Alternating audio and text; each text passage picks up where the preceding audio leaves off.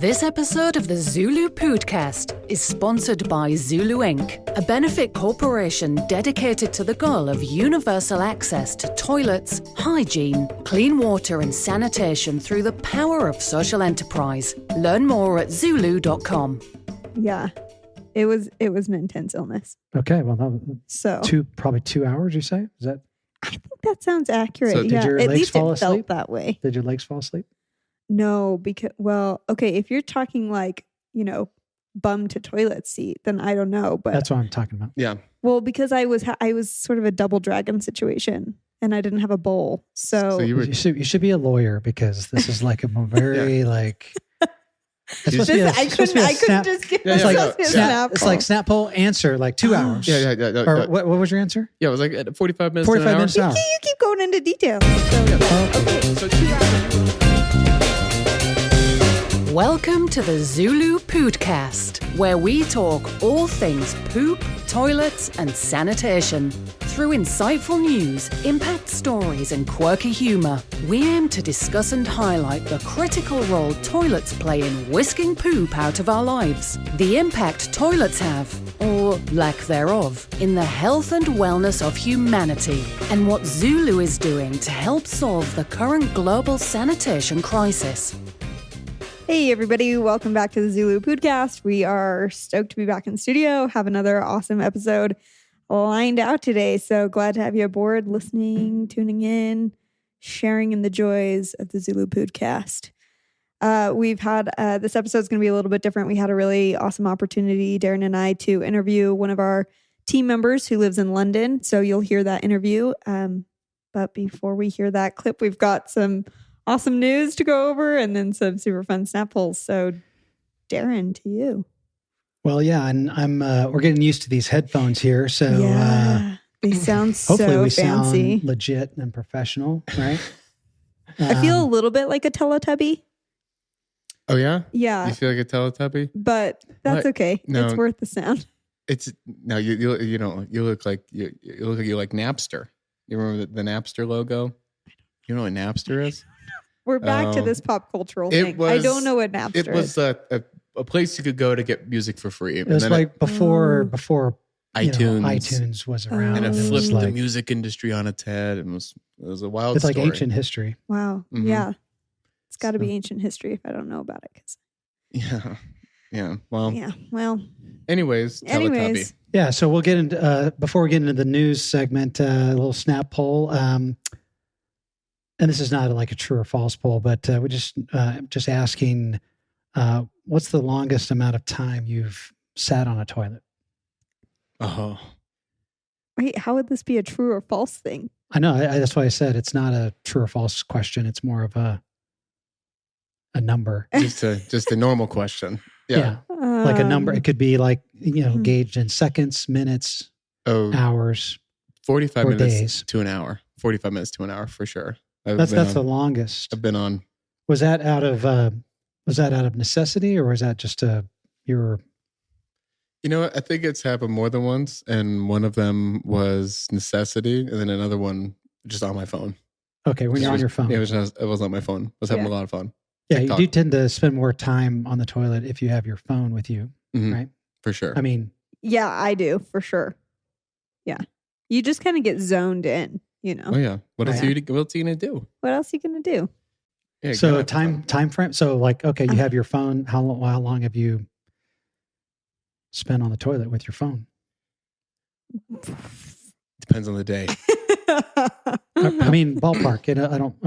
I don't expect you to. I'm having a really difficult time answering the snap poll because my brain just keeps having these like intense flashbacks to the last time I had food poisoning / like the stomach flu. Mm-hmm. Wait, you weren't on the toilet though, were you? Oh, I definitely was. Okay. But it was like the middle of the night. Okay. So you didn't have I had no watch. I don't wear a watch. I didn't bring my phone with me because my phone wasn't by me and I was just in intense pain. Man. So it could have been hours.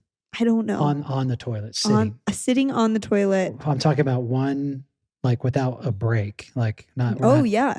Okay. Yeah, I don't know. I went into a different dimension. That was without a phone? Wow. Yeah. It was an intense illness. Okay. Well, that was probably 2 hours, you say? Is that?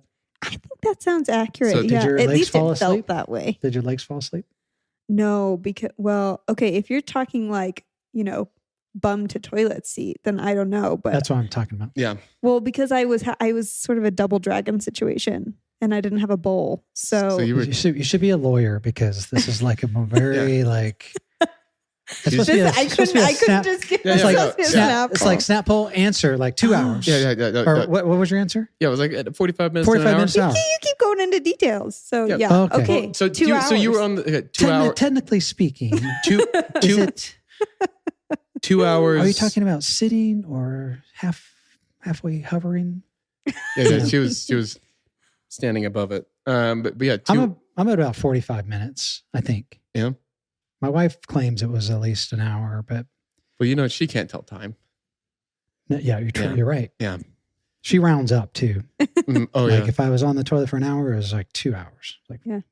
Classic. so. I'm a rounder So upper. so now Okay, the- next, the- if the you question have a is- second snap poll, the I'll question- just He's give leading you a to fact. you could another just question. say I decline to answer the question Okay, no comment. on legal grounds. Okay. Okay, there we are, and we're done. Wait. I thought there was more to the question. I kind of wanted a second snap poll. I thought there was more to that. You made it that's sound right. like you were leading up to like, and if you don't want to answer this question, Okay, you don't have to. would you rather? If you're in the bathroom, would you rather use a candle or a fragrance spray to alleviate the odor?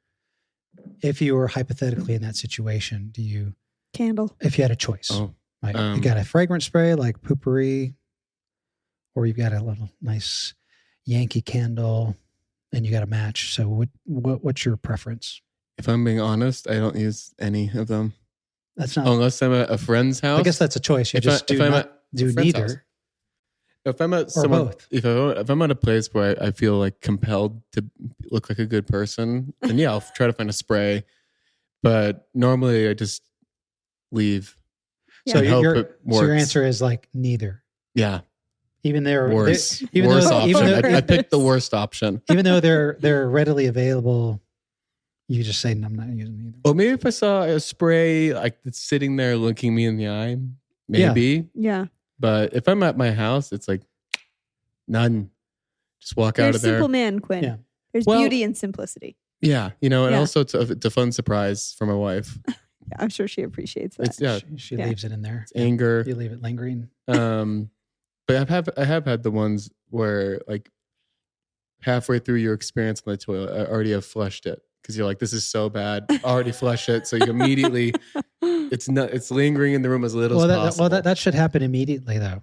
Yeah, In all cases, you always immediately flush it. immediately flush it because you got to get rid of it. Boom. I thought you were supposed to wait. But for like, the what wipe if you're? so you don't What double if you're? flush, Yeah, right? like not done. And you But flush it. You flush it again.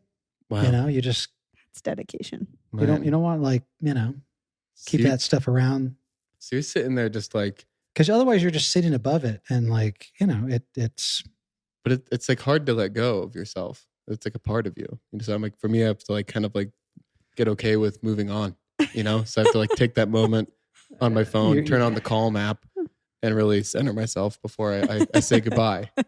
So that's why I don't flush six times. You're more emotionally connected. Okay, so your answer is neither. Mhm. Kelsey, what's your answer? Candle. Candle or a candle? Okay. What kind of candle? Any kind of candle. Not Well, any. not like Some not candles like a suck. gingerbread scent. So even though That's what my go-to. even gingerbread. even though the spray is immediate, you say, "Oh, I'd rather light a candle, light it." And I'm not going to tell you why because this is a snap poll and I'm just supposed to give you on one word answer. No, you can elaborate. Oh, wow. you can elaborate. all right. My man. elaboration you just can't avoid the question because That's you want the candle. The bathroom is supposed to be a serene, calming place, I right? see. And that's what a candle offers you. A spray is just like the rest. It's just the symbol of like our culture, right? Like get in, get out, go fast. Be Plus, super who knows what's in productive. that stuff, right? It's don't know like what's in what are you spraying around? Like Yeah. you're Counterpoint. breathing in there, What's in the candle? wax, and But it's like some of those cheap candles. It's true. Can't imagine it's good. My husband wax. will only let us buy like vegan soy candles because of Yeah, parabens. ethically and, That's sourced not- candles. Yeah. Did not know that.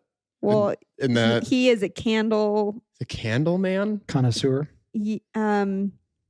He's very strict about the kind of candles that we can have. Man, I wish I So- would have known that in high school. That Yeah. like, hey, this good friend of yours is going to be like super into candles. He's not super into candles, but I mean, it's enough that he's buying vegan ones. but I definitely don't tell him when I buy the cheap Target candles. oh, That are probably, they're like $2 and they're So you terrible light 'em for up? you. I'd have to say I'm a candle person as well. Yeah. It's Or, just or like- just a straight up match. Just light the match and that is kind of whatever cool. that nice sulfur smoke smell. See- It's like fireworks. It's like that's plenty. Don't even need a candle. Just the match. See, that's kind You're of good. That's kind of fun doing the flames.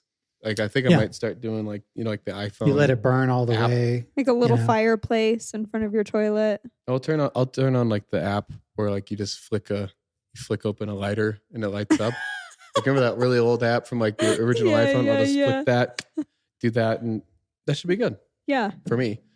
But But no aroma, just the idea of it. yeah, Yeah. so it's more of like Yeah. It's a gesture. psychological experiment, right? Because if Yeah. somebody like you just leave that there, somebody walks in, then their brain just is like Yeah. scent of It's That was the snappiest snap hole we've ever had. So it's a snip snap. fantastic. Yeah. So yeah, you guys, maybe write in, those of you that are listening. I haven't counted all the emails we've gotten yet, but I'm sure there's a ton of them. But yeah, if you have a preference or want to express yourself, what's our email address? podcast@zulu.com. That's right. Wow. I know. Please Real express. creative. And even things if to you us. spelled it Pootcast, we would still get it. We would still get it. You could write anything, Anything. blah, blah, blah, blah, blah, at Zulu.com. We get it. Well, on that note, we'll just hop into Rudi's interview. For our listeners, Rudi is one of our team members here at Zulu. She's She's got the greatest accent in the world. yes. So, Can I guess what kind of accent it is? Yeah. Is it well, like? she lives in London, so guess. Well, is it like I know there's multiple kinds of British accents. Is it Oh, like- it's high Queen's English. oh Yes. I was Yeah. hoping it was like what's going on. Oh. No. I'm not even going to attempt it because it would diminish. Sure. Yeah, her. she has a beautiful voice. She's just so Yeah. proper. yeah, Even more proper than Oh, you could she's like- imagine. that was closer. It's like she likes watching the Queen. No, I can't do it. I have to watch the Queen again. Yeah. Then I can pull it off. Yeah. Yeah. Or just listen to Rudi's interview. Yeah. Well, I don't wanna do It'll that. put you I in don't that wanna do that. dream state, Anyway, Rudi's interview is awesome. So enjoy. She's our lead writer. So she's written a lot of our Zulu case studies and collected a lot of our partnerships interviews and things like that and transcribed those. So enjoy the interview and we'll see you afterwards. Rudi, welcome to the Zulu Podcast. We are super excited to have you, super excited to be able to interview and chat with you today and get to know you a little bit better and hear your thoughts all about Zulu. Yeah, thanks so much for having me, guys. I feel honored to be on this podcast, knowing the people who've been on here before me. So I hope I can live up to my predecessors. Oh, I think you will. I can try. I won't, but I've got some things to say. Well, That's what we're interested in. We wanted to just start off with having you tell us a little bit about yourself, your background, maybe how you came in contact with Zulu. Yeah, definitely. So I've got a bit of non-profit background. Originally, I worked with sort of mentoring young people from disadvantaged backgrounds. So I've always worked with kids, and really working with kids was the theme up to a couple of years ago, just before the pandemic, when I was working in the child protection field. And the way I got through to that field was through this lovely lady called Baroness Joanna Shields, who's leading in that field.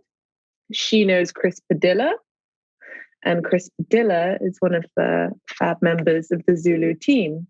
And so he knew my background with understanding kind of the world of kids and how to protect them from all kinds of harmful influences. And he knew that I love writing. And I think he thought I'd be a good fit for Zulu. Love it. Yeah. So tell us a little bit more. Give our our audience some background on what you've done for Zulu. We've got your bio up on our website, which they can go and read, but tell us a little bit more about your work with Zulu exclusively. Well, the work you guys gave me, I was very lucky to get, because I've written a lot of content for Zulu, and it's mainly been writing the impact stories based on case studies of the women who Zulu has helped in their various projects. So I was brought in to kind of read these case studies and really ask the question, what if? You know, what if that was me? How would it have felt to be in that situation?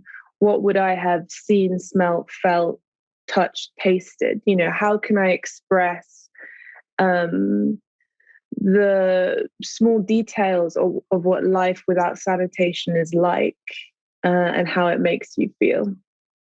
So it was really great because it was an opportunity to combine my empathy from my nonprofit background and my sense of humanity with my writing. And so the first set of case studies were all about women who had been given a soilet by Zulu, which I don't know if you want me to explain what a soilet is or if you've explained it before. We've explained it, but you're welcome to just say whatever. Yeah. Okay, great. And just so it's basically it's a toilet that's based on sort of using compost and earthworms to create safer sanitation. So it was really looking at the lives of these women from all different ages, from teenagers right the way up to the elderly, before they were given this opportunity to have safer sanitation. So the problems that they experienced were wide in range. And I think Mira was on the show, Dr. Mira was on the show before, and she really speaks well about how the world of sanitation and improving sanitation is not just about sanitation, you know, it's about getting young girls educated, it's about hygiene, it's about sexual safety, it's about being able to go to work, it's about family, it's about disability, it's about mental health. And there was a whole range of stories from young women, you know, beginning to menstruate and struggling with that, to young mothers having left abusive relationships to look after their children and having to get up at 4 a.m. in the morning so that they could take their children to an unhygienic area before anyone else could get up and sort of hurt them in any way, to use the toilet and come back, to actually grandparents who had to take in children because their grandchildren, actually, because their children hadn't been able to provide toilets, and that had created a problem, and their grandchildren actually preferred to live with the grandparents, you know. To mothers of all ages who were worried that they couldn't supervise their children when they needed to walk 2 miles to the nearest toilet or whatever, because they had to work and they had to choose between food and sanitation. You know, these really big problems, these big choices. And I was given the really privileged task of trying to bring that to life through storytelling. That's great. Which story that you worked with stood out most to you? I think the stories about the young women who are kind of coming of age. I think the one about the young girl who, I can't remember her name, forgive me, but I think we often use pseudonyms for a lot of the people anyway. But she was with a group of her friends and they were all talking about how great it is to have a toilet and how much safer it is. And she is kind of the only one that doesn't have that. And I mean, becoming a teenager, growing into your body, becoming self-conscious is a really difficult time, even when you have all your basic needs met. So to often be poor and feel a lack of dignity and safety, and then have that added shame of being the odd one out, the person who doesn't have good sanitation, and often trying to hide that to the point where it may take you out of school because you feel so alienated and isolated and alone. I think that one really kind of made me feel really, really sad, right? Because that kind of shame, I think, is difficult to get rid of. And if you don't have any sort of role models guiding you through those difficult times, and you kind of have to go through that alone, I think that can really wear away at your self-esteem. So that these young girls who haven't been weathered as much as maybe their older counterparts, aren't used to kind of the hardships of life, and they just want to look after themselves and fit in like any other teenager in the world. And this is, a source of shame for them. There's also another story that's coming in the next set of stories that I got from Dr. Mira when I interviewed her separately, which is really more about, I'm not going to give too much of it away, so everyone has to kind of tune in and read the website. But that story is about social mobility. So it's about what happens when you show people that they can work to change things positively in their community in the form of sanitation and all the issues around that, and how empowering that is, and how life-changing that can be, to the point where someone who, a woman who didn't have self-confidence, lacked the basic needs and necessities in her household, in her home, can sort of rise to get a good job, get a good income, and actually lift herself out of poverty just through one change, just through a toilet, for example. So I think that story is going to be a really good one, because it's not just about one woman, it's about a group of women that has sort of risen through the pro-sanitation movement and lifted themselves out of poverty. Those are always sort of my favorite stories too, because it's something relatable, right? That we all have obstacles and these barriers that keep us from achieving our dreams or even reaching our fullest potential. But when we get a resource that facilitates or acts as a catalyst for us to be able to achieve that, it is empowering. And so it's incredible, I think, the work that Zulu gets to be a part of with SAPID, with Dr. Mira, in empowering communities of women to do exactly what you're saying, Rudi, to rise above a current station, a current situation, just because of a toilet, something that we all feel privy to, but really is not a universal privilege that everybody experiences. So it is amazing. I agree with you that just that one change, just one change, a toilet, a composting toilet, right, can boost somebody's ability to improve their life situation, and consequently further generations, right, their children's life situations. And who knows, had it been, the mother of this schoolgirl in one of our other case studies, perhaps she wouldn't have had to feel that shame that she's felt about being the only friend in her friend group that doesn't have personal access to a toilet.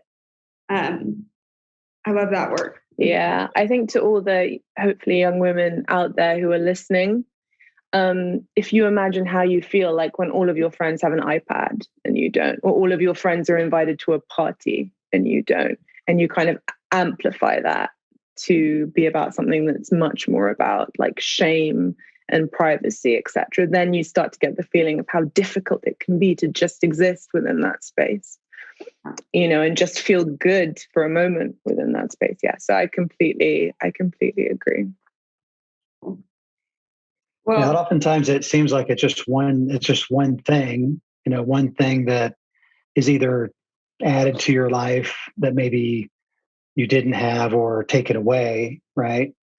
That just makes a huge difference. Obviously, a toilet in the life of these young women is impactful, but also the children, because obviously I know your work, Rudi, with some of these children organizations, you see the impact not only in the women's lives, but in the children that they oftentimes are responsible for, feeding and providing, sometimes as the sole breadwinner and sometimes as a wife or a mother,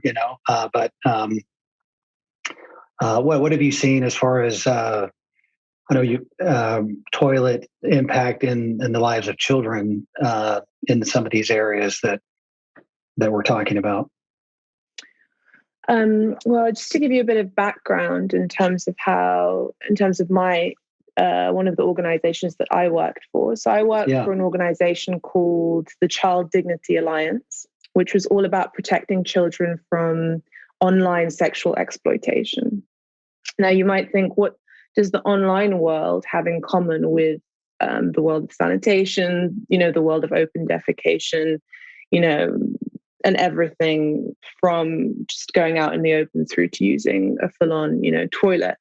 And it's really interesting because the thing that we learned that makes the online world, social media, for example, so unsafe and makes children so vulnerable is they're unsupervised by adults, right?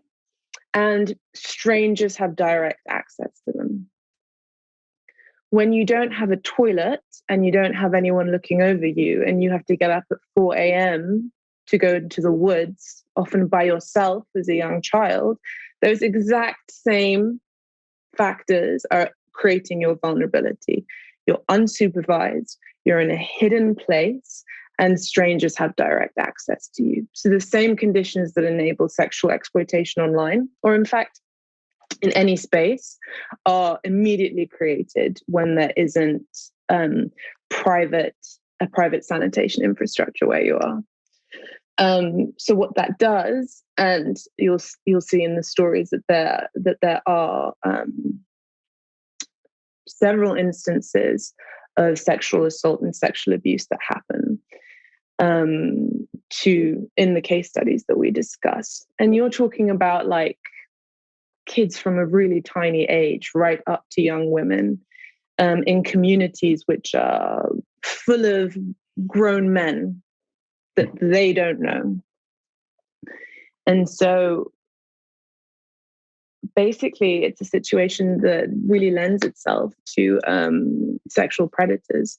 And the problem is that if you imagine how... And not only young girls, but young boys as well, correct? Yeah. Young boys as well. Yeah, absolutely. Any young child, Mm-hmm. And again, the predator can be of any sex, but we hear, you can imagine that the stories that we've heard so far are often of... It's difficult talking about predators, but within this space, the kind of language you use is important because it could be anything from a grown man to a really misguided young teenage boy who's just following a girl into the woods and just exposing themselves in front of her, which may just seem silly and like fun for them because they're not educated in the impact it can have on a girl, which is huge shame. So what you have is you already have poverty, you have poor sanitation, and then you have this sexual shame.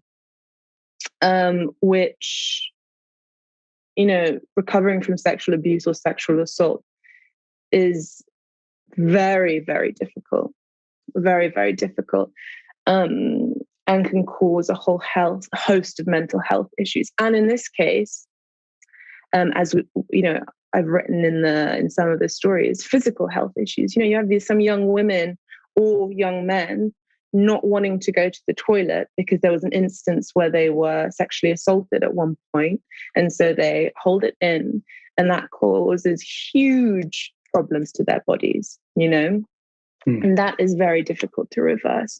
So you want, as much as you need to educate people to prevent sexual assault, you really, really want to take away any situations where you have this sort of heightened vulnerability for young people. Well, I just my comment, Rudi, is that it's so interesting to hear you draw the connection between your work with survivors of, sexual assault, sexual abuse, sexual exploitation, and sanitation related issues, because I think you're right that they are two spheres of life that people often don't put together, right? That they're like, these are separate issues. These are, one has to do with water and the other has to do with like bodily functions and online stuff. And I don't know, for some reason, I think it's just really hard for us. Maybe it's just our brains' really neat way of keeping everything compartmentalized. But something that I've learned a lot doing work with Zulu as well is that there's a whole array of ways that people will exploit others. And in the sanitation space, not only is it the factors that you mentioned, but it's things like, there's a public restroom, right, where the whole community has access to this. That's great. However, it's not ideal, right? An ideal situation is that every household has their own private toilet, because exploitation can even happen in those public spaces. I've read stories of, people who will wait outside of these community restrooms for girls and women and not allow them to enter unless they agree to, some sexual endeavor with them. And that's exploitation as well, or some financial exploitation of, you've got to give me this much pay to use this public restroom that's been built for the community. And so it really is so amazing to me, all of these tiny veins that you're talking about, which sanitation is helpful in, right? Like giving access to a private toilet can close off a lot of the possibilities that a person may be exploited, may be assaulted, and then shuts off that potential avenue for psychological trauma that does impact that development we were talking about earlier. So, yeah, absolutely. I think, and I think one thing that makes that psychological trauma even more difficult. I mean, if you think nobody wants to talk about sanitation and toilets and like poo and all of that kind of stuff, you think people don't want to talk about that, you should see the extent to which it's uncomfortable to talk about sexual assault and sexual exploitation and the shame around that. That's even worse. Yeah. Most people, you can't really solve a problem until you can talk about it. I think that's something that Rose George really advocates in her book. People get stuck in this well of shame. And if you can just fix sanitation, then you give people so much more of a chance to pull themselves up and fulfill their potential and kind of move out of any kind of precarious or dangerous life situation they are into a better state. And it's really, it was, in a way, it was very, very rewarding, but it was very, very sad working in the field of sexual exploitation as well, because it not only creates shame around the issue or around the experience, but it really prevents you from being able to accomplish and enjoy some of the best things in life. For example, being your relationships, trusting people, your relationship with your own body, your relationship, the voices in your head, all of the things that contribute to your mental health, positive relationships, positive self-talk, having a good relationship with your body. Those really fundamental cornerstones are broken down. You really caused me to think about the toilet. Just in this conversation, Rudi, about really a toilet being a tool, a private toilet being a tool where you can protect children from a young age from those kind of potential risks that you talked about. If they have a private toilet, then they're going to be less likely to be exposed to those risks. And so until they're of an age where maybe they could, fend for themselves, right? Yeah, that's an interesting angle to look at when you think about a toilet, a private toilet. Yeah, it's deeply psychological as a symbol. you're in there alone. I remember I was watching this comedy show recently. I think it's Ali Wong. I don't know if you watch her. And she was making fun of her husband and of husbands in general about how when you have small children, they're in the toilet from 8 to 8:30, which is exactly the time that the mothers and the children need them and the toilet, right?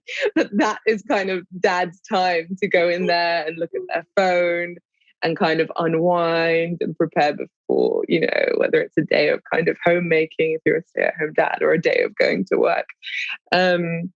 I live in a studio, right? And the only other room is the toilet, and sometimes it's just nice to have another room.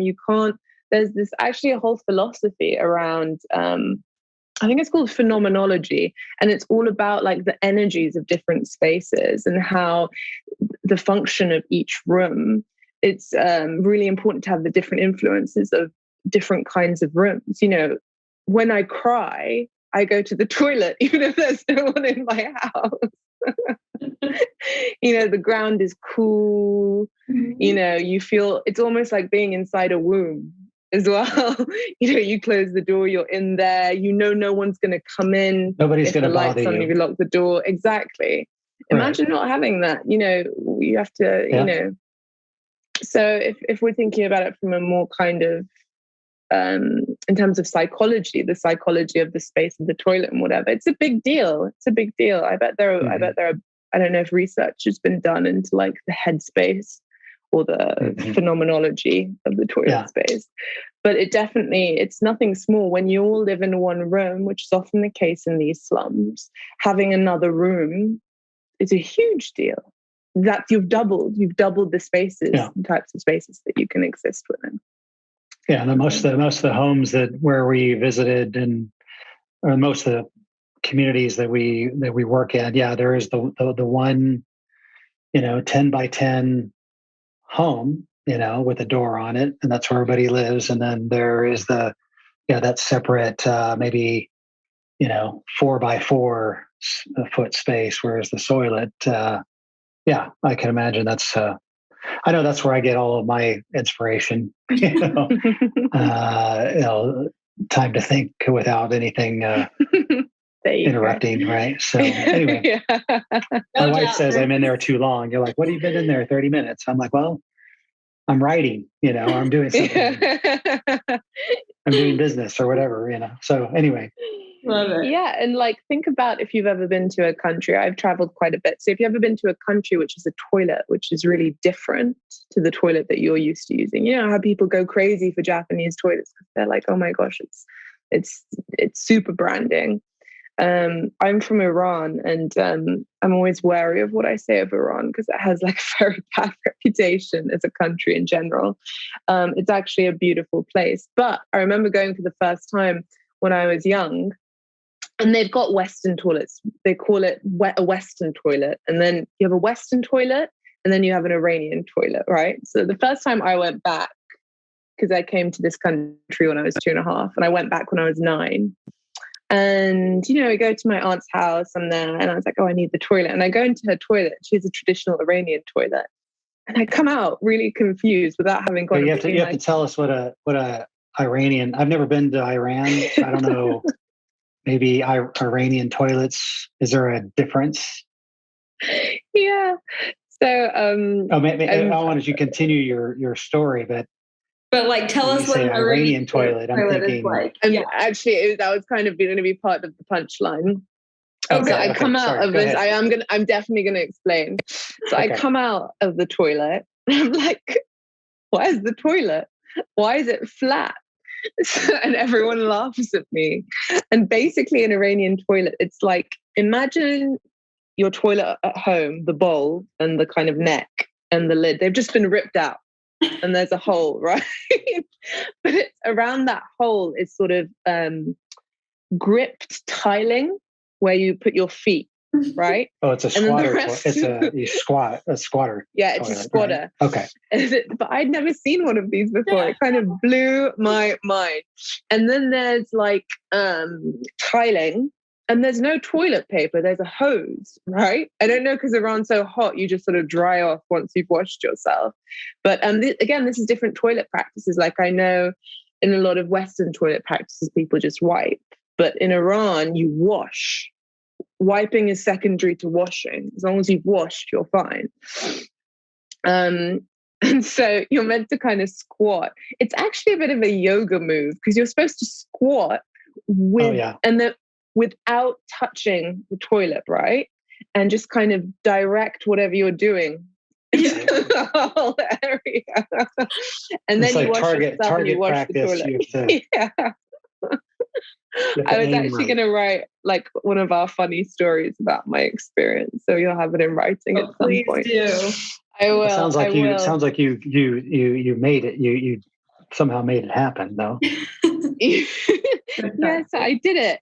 You tapped into your cultural roots and somehow. I was a bit anxious, because also, what direction do you squat in? Do you squat towards the hole or do you squat away? I still haven't figured that out. I think it's towards. Love it. So anyway, I did it. I made it happen. Nice job. Whatever. I mean, I have some issues with it, but I feel like other people actually in Iran, they think it's more hygienic because your ass isn't touching, like obviously the toilet bowl. And apparently they think that's an more optimum position for emptying whatever it is that you need to empty. So there are different schools of thought there, definitely. But yeah, there are all kinds of toilets in different places. I'd like to try and use the toilet one day. But that's kind of, it's like a wooden bench with a hole in it, right? And then whatever happens drops down into this sort of compost pit full of worms. Is that correct? Yep. You got it. Well, we are out of time, both of you. Keep chatting with you forever, Rudi. Thank you for joining us today. That's just such a great note to end on. Thank you for sharing, being vulnerable, and sharing your story with us. I can't wait to see the written. Yeah, well, hopefully it'll be good. Well, thanks so much for having me, guys. Hopefully we need to find a picture of an Iranian toilet with some beautiful tile, to highlight, Yeah, I think that would be good. That would be really good. And you'll have some new stories with you soon. Hey, we'll chat with you later, Rudi. Hope you have a great rest of your evening. Thanks, guys. Have a great evening. See ya. Wow, Rudi's interview was so awesome. I always just enjoy connecting with her. So what do you think of the accent now? Well, I feel like vindicated. I thought I kind of nailed it that first time. Okay, yeah. And so, I feel good. Yeah. She seems nice. She seems like she's a nice she has brown hair. Mm-hmm. Yeah. Yeah. And green eyes. Maybe. Yeah. How did I haven't met Rudi in person, so she might. Maybe I just haven't been close, All I know is that she was fun. Dark green. Dark green? Yeah. Emerald. Yeah. But Rudi's a wonderful person. Grateful to have her on our team, and just was, we were super grateful to spend some time with her and hear a little bit more about her story and her work with Zulu. And be sure to go to our website, Zuloo.org, and click on the What's Going On section, and you can read a lot of the stories that she has written. And she does a great job because she'll have to take the kind of the raw rough translation from Hindi to English, and then she'll take it and enhance it and give you a better feel. And she's actually been to India and knows the culture really well. So she does a great job in bringing some of those stories to life. So you can not only read them but also go and listen to them on our website. So absolutely, wow. Or go back and listen to some of our other podcasts. We try to highlight some of those as well. So absolutely. And if you haven't already, send us your email for a free little toilet toy, or send us 3 friends emails and we'll send you a free copy of Rose George's book, The Unmentionable World of Human Waste. So until then, we'll catch you next time. Thank you for listening to the Zuloo Podcast.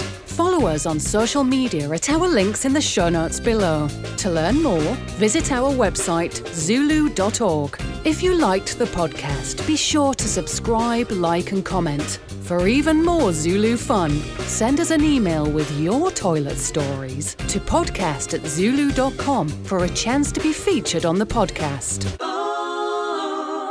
This episode of the Zuloo Podcast is sponsored by Zulu Inc., a benefit corporation dedicated to the goal of universal access to toilets, hygiene, clean water and sanitation through the power of social enterprise. Learn more at Zulu.com.